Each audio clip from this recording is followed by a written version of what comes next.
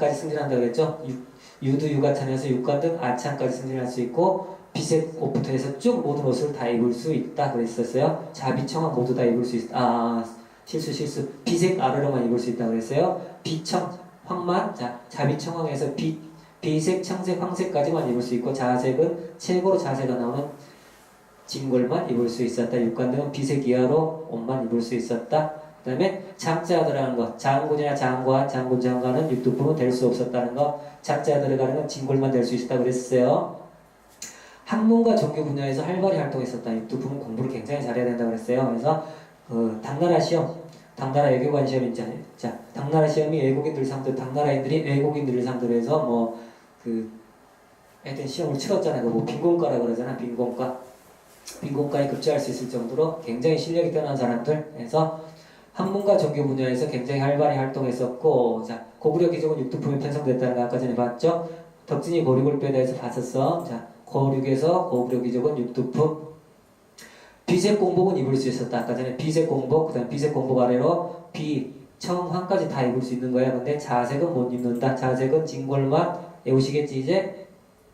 신라 중대에는 왕권과 결탁하여 전제 왕권을 학문적으로 뒷받침했다. 대표 주자가 설총이었다. 설총의 하왕계 아시겠죠? 설총의 하왕계를 지어서 전제 왕권을 누렸던 사람 신라 신문왕 아시죠?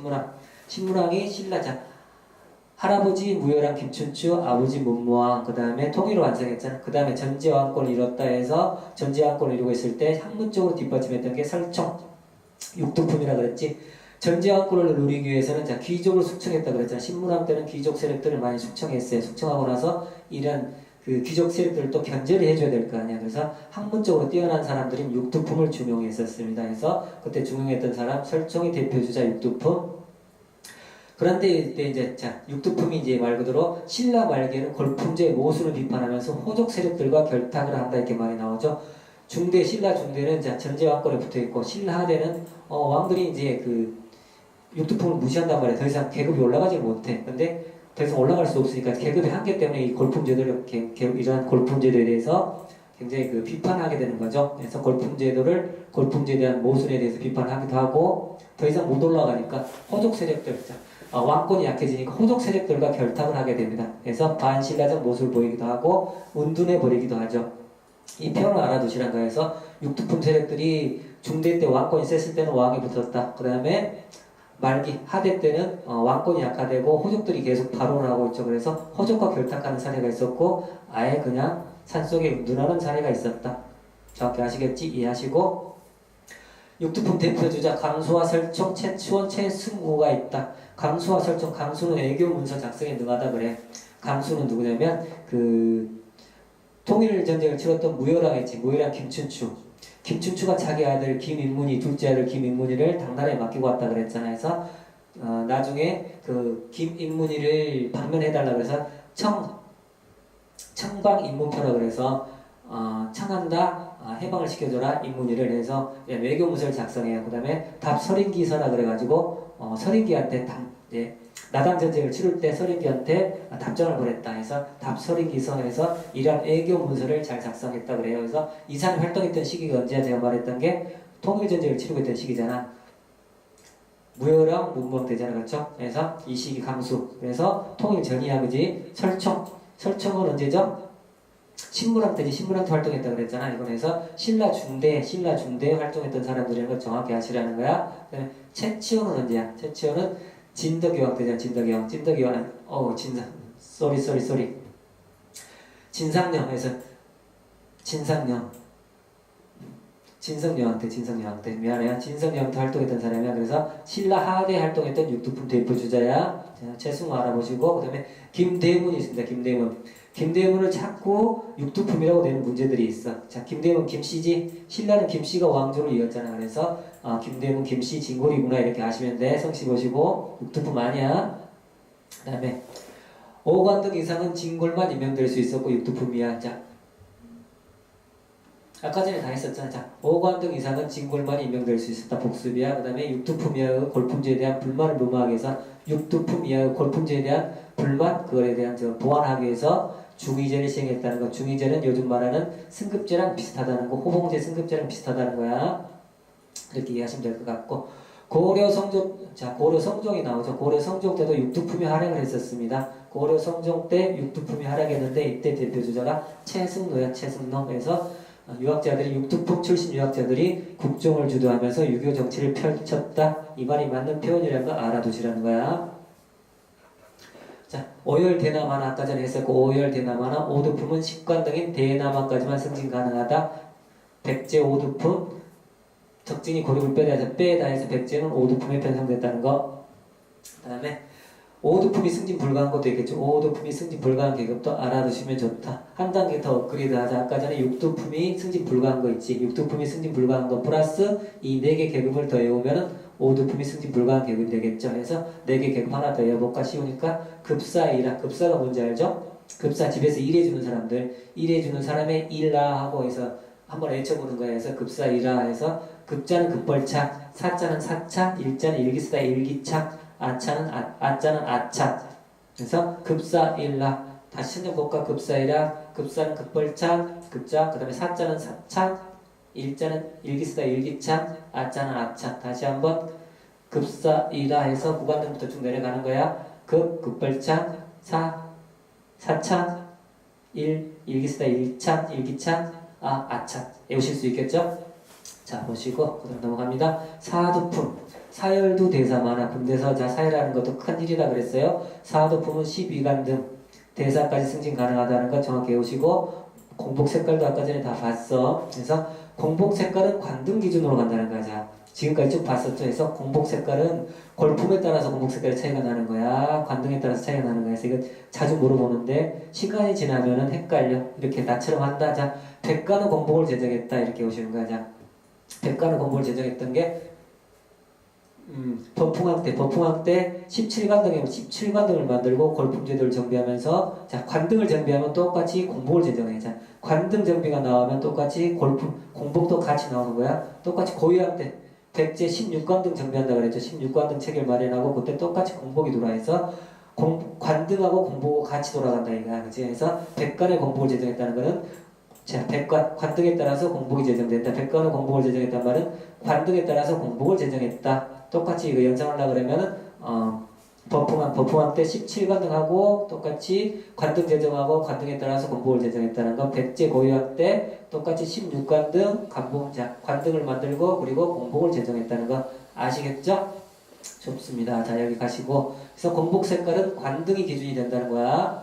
자, 여기 보자. 하나 더 외워볼까? 자, 조소대길사대나 이거 보자. 전체적으로 그럼 한번 욕심이 나는 사람들만 덤벼. 여기는 자 욕심 나는 사람들만 덤벼라. 전체적으로 17관을 한번 보는 거야. 17관을 모두 한번 외워볼까? 이거 쉬워서 내가 해놓은 거야. 자, 조소한다, 비웃는다 거죠? 비웃는다, 대길 큰 길이 싸다고 나대면서 자 조소한다, 큰 길이 싸대나 해서 싸다고 막 그러는 거야. 그래서 조소 대길 싸대나 이렇게 하는 거야. 그래서 17관부터 외워보실 수 있는 분들은 외워보시는데 굳이 여기까지는 본인은 뜻에 맡기겠습니다. 그러나 아까 전에 육두품 자꾸 관등이란 말이 나오네. 자, 육두품이 오를 수 없는 관직은 분명히 외워두시라 그랬어요. 추가적으로 아까 전에 9급까지는 여기까지 외워보자. 자, 우리 9급 하시는 분들, 경찰 시험 보시는 분들은 자, 육두품이 오를 수 없는 관직까지는 한번 외워놓보자. 해서 대파잡리 이빨에서 이게 문제가 어떻게 나오냐면 다음 쭉 신라 관등명을 쭉 나열해 놓겠지. 해서 다음 중 육두품이 오를 수 없는 관직은 몇 개인가 이렇게 나올 수가 있고요. 하나 이제 옳은 지문 틀린 지문 찾기야. 육두품은 자, 잡창까지 오를 수 있었다. 틀린 지문 육두품은 파진창까지 오를 수 있었다. 이런 지문들이 틀리단 말이야. 그래서 그러나 자 육두품은 이 위쪽 계급을 갖다 놓고 아찬이라는 계급을 주진 않아. 육두품은 일기찬이란 관등을 지낼 수 있었다. 육두품은 사찬이란 관등을 지낼 수 있었다. 이렇게 물어보겠지. 그럼 맞는 말이야. 육두품은 급벌찬이란 관직을 지낼 수 있었다. 이걸 잡으란 말이야. 근데 육두품을 갖다 놓고 육두품은 이찬이란 관직을 지낼 수 있었다. 이건 틀리단 말이지. 육두품은 잡찬이란 관직을 지낼 수 있었다. 그렇게 지낼 수 있었다는 표현을 잡는 거야. 왜냐면 오를 수 있었다 그러면 금방 거야. 그 아찬까지 쭉 잡으니까. 그렇게 하는 문제는 굉장히 쉬운 거고 두 번째 어려운 문제가 이거라는 거지. 육두품은 잡찬을 지낼 수 있었다. 그러면 틀린 지문 잡을 수 있겠죠 이제? 문제 그렇게 나오는 거야. 언젠가 나온다. 분명히 나온다. 그러면 합격의 당당 분명히 결정한다. 잘 외우셔. 자, 설계도란 명칭이 나와요. 설계도란 이름이 나오면 신라 육두품이라고 생각하시면 돼. 자, 사료가 나올 거예요. 사료에서 설계도란 이름이 나오면 아 육두품 계급이구나 해서 이렇게 잡아가시면 될 거다. 자, 전체적으로 위에서부터 쭉 볼게요. 시간 좀 많이 흘렀네. 고구려에 대해서 보겠습니다. 고구려 사회에 대해서 볼게요. 고구려 산간지역이었죠. 산간지역 저기 북한 쪽 만주벌판 지역 차지하고 있었잖아. 산간지역이라서 일찍부터 대정복활동 먹을 게 없었어 해서 약탈경제 농사가 잘 안 된다 그랬잖아. 그래서 약탈경제를 취했다. 그래서 싸움 잘한다. 이건 상무적이다 그러죠. 우리 상무관 여러분 상무관이 뭔지 아나? 상무관이 말 그대로 무도를 닦는 곳이야. 무술할 때 해서 무도관 이름이 대부분 상무관이라 이렇게 하거든. 해서 상무적 기풍 하면은 싸움 잘하는 것. 똑같이 백지도 이 말이 나와요. 그래서 상무적 기풍이란 말은 고구려에서 내려온 사람들 백제인들 같이 쓰는 표현이에요. 알아두시고 왕족이 고씨를 비롯해서 오부 출신 귀족이 국정을 운영하였다. 고구려 왕족은 고구려 고씨잖아. 고씨가 왕족 그 다음에 나머지 오부족 출신들 귀족들이 국정을 운영하였다. 그러면 이게 오부족이 어떤 거냐 보자. 소노부, 계로부, 졸로부, 간노부, 순노부 이렇게 있잖아. 고구려 오부족 이제 아시는 거야. 소계절관순 애호복과 소계절관순 소개하는 절을 하고 있다. 우리 유관순 누나께서 소계절관순 소개하는 절을 하고 있다. 우리 유관순 누나께서 소계절관순 해서 소계절까지를 고추가라고 칭했다고 나와요. 사료를 보시면 소계절까지는 고추가라 칭할 만하다 이렇게 나옵니다. 그래서 소노부는 그 게르부 고씨가 왕위를 잇기 전에 원래 왕족이 있어. 전 왕족이라고 그러죠. 그 다음에 게르부는 왕족, 그 다음에 졸로부는 왕비족이야 해서 굉장히 높잖아. 그래서 이 사람들은 대학 가히 고추가라 칭할 만하다에 대한 사료가 나옵니다. 그래서 사료 그대로의 표현이에요. 네. 소노부는 전 왕족이라고 그랬죠. 게르부 고씨가 이제 전자 말 그대로 주몽의 이주 집단이 게르부 고씨들이잖아. 해서 이게 이제 왕족이 되는 거고요. 이제 졸로부는 왕비족들, 연나부라고 하기도 해요. 왕비족들 이렇게 아시면 될 것 같습니다.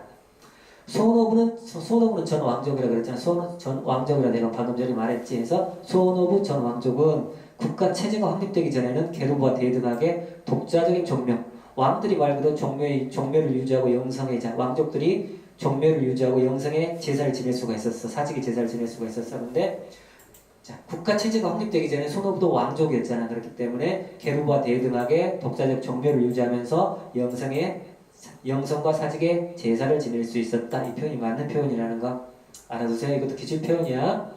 기출된 표현이라는 거. 그다음에 고구려 고분벽화에는 신분의 기천에 따라서 인물 크기를 다르게 묘사했다. 고구려 놈들 싸움 잘한다 그랬잖아. 싸움 잘하기 때문에 싸움 잘하는 사람이 말 그대로 신분이 높아져. 그래서 크고 작게 싸움 잘하는 놈들은 크게 싸움 못하는 놈 작게. 왜 싸움 잘하는 놈들이 기본적으로 계급이 좀 높아. 알겠지? 이렇게 이해하시라고. 이해하실 때 이 표현이 나오면 어디 건가 고구려 백제 신라 중에 하나 잡아야 되는데 고구려 싸움 잘하지. 그렇게 싸움 잘하는 놈들이 계급이 높겠지. 그래서 싸움 잘하는 놈들은 크게 인물을 크게 묘사했다. 요거는 고구려다. 고구려 고분벽화에 나왔다. 이렇게 이해하시려는 거야. 이건 연상작용. 고구려 법률에 대해서 보자. 고구려 법률자 삼국이 모두 다 반역을 꾀하거나 이러면 반역하는 사람들 다 처형에 취하는 거 맞아. 다 처형시켰어. 근데 고구려는 유난하게 반란을 일으키거나 반역을 하면은 화양에 불에 태워 죽인 다음에 다시 목을 벤다. 지금 북한 쪽 있잖아. 북한 사람들도 좀 북쪽 사람들이잖아. 조금 거칠다 그러죠. 그래서 거칠다 보니까 이런 표현들이 나오는 거지. 말 그대로 그냥 죽여도 되는데 불태워 죽이고 나서 또다시 목도 베어버려. 북한 사람을 생각하시면 돼. 북한이 좀 거칠다. 그래서 고구려 이런 표현이 나오면 고구려라는 걸 연상하시라는 거야. 고구려 백제 신라 중에 고구려는 반란을 일으킨 사람들 중에 독특하게 화양에 차고 다시 목까지 배웠다. 이거 고구려 표현이라는 거야. 북쪽 생각하시면 돼. 북쪽 사람들 거칠다. 북한 사람들. 항복하고 패전을 하면 당연히 삼국 모두 사용을 했겠지. 지금도 다 그 영화를 보면 나오잖아요. 그래서 이거는 일반적인 상황. 적에게 항복하거나 패전하면은 사용했지 않은 건 일반적인 상황. 그 다음에 고구려 일책 12법. 공부하셨었죠? 도둑질한 사람은 12배로 갚아준다. 일책 12법 고구려라는 거. 다른 사람의 소나 말을 죽인 자는 노비로 삼았다. 다른 사람의 소나 말을 죽인 자는 노비로 삼았다. 고구려인들 싸움 잘한다 그랬지. 싸움도 잘하고 싸움을 잘하려면 말이 필요하잖아. 말. 그 다음에 노동력도 많이 필요하겠지. 집에서 일해줘야 되잖아. 근데 다른 사람의 소나 말을 죽인 거야. 소나 말을 굉장히 중요시한단 말이었는데 이걸 죽여버렸어. 그러면 고구려 사람들 열받겠지. 그러면 네가 소 말 대신에 일해라. 그래서 노비로 삼아버렸습니다. 독특하지? 소나 말을 특히 말을 굉장히 중요시하는 건 고구려. 그래서 나는 다른 사람의 말을 죽인 자는 네가 대신에 일해라. 네가 말 대신에 해라 해서 노비로 삼았다. 이거 어디 거? 고구려 거. 이해하시겠지? 자, 고구려 사람의 특성을 반영해서 이 말 그대로 이거는 연상작용을 해서 이런 지문이 나오면 맞히란 거야. 싸움 잘한다, 말 중요하다, 소도 중요하다, 이 노동력이 필요하기 때문에. 근데 이걸 주겠다, 다른 사람을 주겠다, 그러면 네가 일해라, 네가 대신에 소가 말이 되라 해서 노비를 삼았다. 이거는 고구려 구휼제도. 구휼제도 진대법이 나왔죠. 고구려 진대법은 춘대춘합이라 그랬어요. 그래서 고국천합 때 국성 을파서 권유로 해서 진대법을 실시했다는 것. 진대법은 춘대춘합. 농민들이 먹고 봄이 되면 먹을 게 없어요. 그래서 봄에 먹을 걸 좀 나눠주고 추납 가을에 추수 때 다시 갚아라. 이게 춘대춘합이야. 해서 농민 생활의 안정을 기했다. 농민 생활의 안정을 기하면 농민들이 귀속들한테 애속을 당하지 않잖아. 해서 국가 통절이 강화되는 거고 왕권 강화 측면도 있겠죠. 결혼, 고구려 결혼 자체도 보자. 형사치수제 배웠었죠. 그래서 고구려 결혼제도 형사치수제가 있는데, 형사치수제라는 게 형이 죽으면 동생이 형수를 취한다 해서 형사치수제 이런 모습이 보이는 게 왕족들 사이에 하나 보여요. 자, 고국천왕 사후에, 고국천왕이 돌아가신 후에 그 왕비가 우씨왕이었어. 우씨 부인이라고 있단 말이야. 자, 고국천왕 왕, 고국천왕 배웠었죠.